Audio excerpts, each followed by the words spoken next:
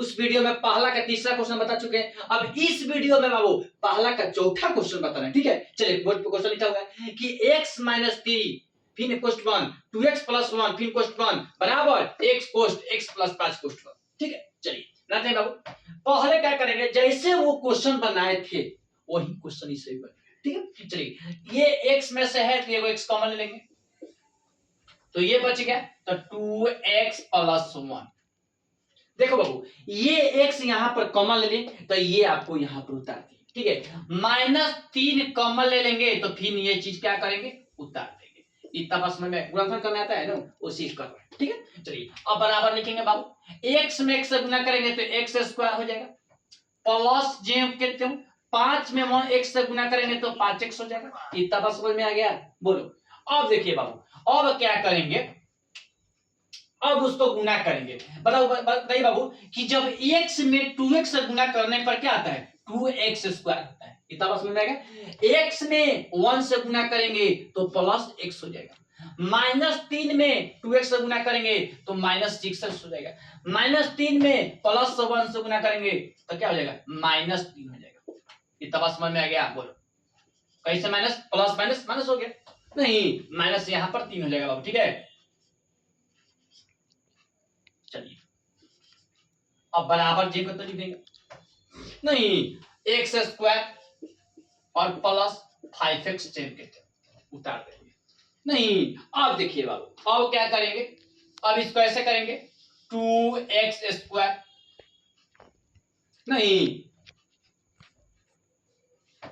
Plus x में से -6x घटाएंगे तो क्या हो जाएगा, -5x हो जाएगा, -3 जेम कहते हो, ये प्लस में इधर आएगा तो क्या हो जाएगा, -x स्क्वायर हो जाएगा, ये प्लस में इधर आएगा तो क्या हो जाएगा, -5x हो जाएगा, बराबर क्या 0। देखा समीकरण के फॉर्म में आ गया, नहीं। अब क्या करेंगे बाबू, देखिए अब 2x स्क्वायर में से एक x स्क्वायर घट जाएगा बाबू, तो एक x स्क्वायर बचेगा, नहीं। अब बताइए -5x अब -5x माइनस क्या हो जाएगा 10x, नहीं, और -3 क्योंकि आप कुछ नहीं है तो -3 हो जाएगा, बराबर क्या हो जाएगा बाबू 0।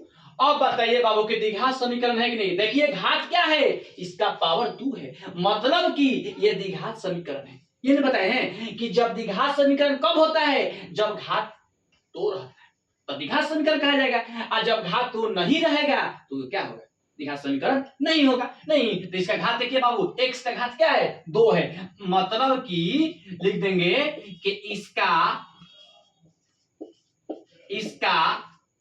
अधिकतम घात क्या है 2 है, इसका अधिकतम घात 2 है, तो यह क्या है, यह द्विघात समीकरण है।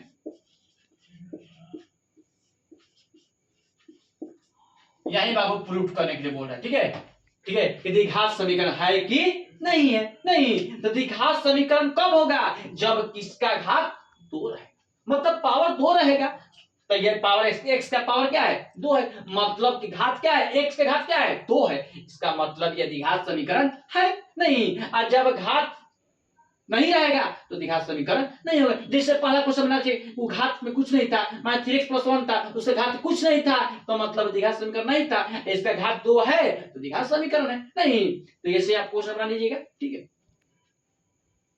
तो ये सब बाबू क्वेश्चन जो द्विघात समीकरण से है, ये इससे क्वेश्चन रिलेटेड आता है, ठीक है। एग्जाम में 10th क्लास के जब एग्जाम देते हैं तो इससे क्वेश्चन आप ज्यादा रिलेटेड रहता है इसमें, ठीक है। ये